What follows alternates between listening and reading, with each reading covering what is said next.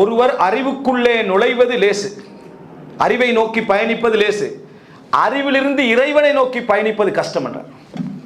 அறிவிலிருந்து இறைவனை நோக்கி பயணிப்பது என்பது மிகவும் கஷ்டமானது. காரணம் என்னண்டா, அறிவு சந்தோஷத்தை தந்துடும், அறிவு மகிழ்ச்சியை தந்துடும், தேடல் இன்பத்தை தந்துடும், எல்லாம் வந்துடும். அதுக்கு பின்னால அறிவிட நோக்கம் என்ன? நீ தொழணும், நீ நிறைய பாதத்தாலியா இருக்கணும், நீ முன்மாதிரி ஆயிக்கணும், நீ பணிவானவனா இருக்கணும், நல்லவர்கள் உன்னை சுத்தி இருக்கணும், உன்னை சுட்டி காட்டுறவங்க சுத்தி இருக்கணும். கஷ்டம். அந்த இடத்துல பாப்பா என்னன்னா, நம்மளை தெரியும்னு சொல்ற எவனே பக்கத்துல வச்சுக்கல கூடாது, நம்மளை கெட்டவன் கண்டுபிடிக்கக்கூடிய எவனே பக்கத்தில் வச்சுக்கல கூடாது. எல்லாரும் என்ன செஞ்சிடணும், ரிமூவ் பண்ணாதான் நான் அறிஞனாக என்ன செய்வேன், உலகத்தில் இருப்பேன் என்ற எண்ணம் வந்துடும். அதனால அங்க இருந்த அல் ஹுரூஜ் இலல்லாஹ் மிகப்பெரிய போராட்டம். தெரியும் வரைக்கும் நம்ம எப்படி இருக்கிறோம், தெரிஞ்ச பின்னால் அதை வச்சு அமல் செய்யறதுக்கு என்ன அவ்வளவு ஒரு போராட்டம். தலபினல் இல்ம சும்ம தலபினல் நீயா, அறிவை முதல்ல தேடினோம், பின்னர் அறிவுக்கான நீயத்தை தேடினோம்ன்றாங்க. ஏன் அறிவு படிக்கணும் என்ற நீயத்தை நாங்கள் என்ன செஞ்சோம், தேடினோம். அப்போ மூணாவது அம்சம் என்னண்டா, சுத்தப்படுத்தக்கூடிய சூழ்நிலைகள் உங்களுக்கு வரும். நீங்க எங்க கூட வரும் தெரியுமா, சமூகத்தை நிறைய நீங்க யோசிங்க. எதை சொன்னாலும் நான் சமூகத்தில் யாரை சுத்தப்படுத்திக்கிறேன் அப்படின்னு நினைக்கிறேன், வீட்டுக்குள்ள. ஏன்னா அங்கதான் யாரும் கேள்வி கேட்கலாத இடம்.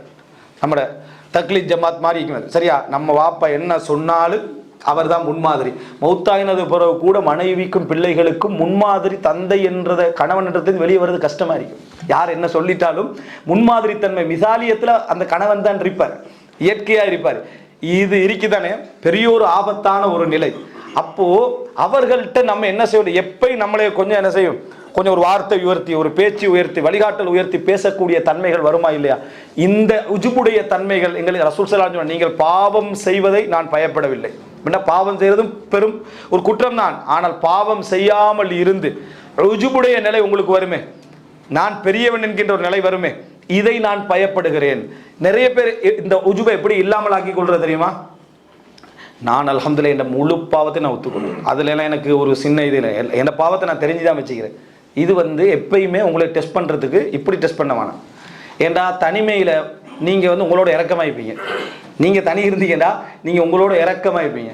பிள்ளை தான் நீ செய்யறது பிள்ளை, மோத விட்டு பாருங்க, உங்களோட நஃப்ஸை கொண்டு இன்னொருத்தரோட மோத விட்டு பாருங்க. அந்த நேரத்துல நீங்க யாருன்றது உங்களுக்கு என்ன செய்ய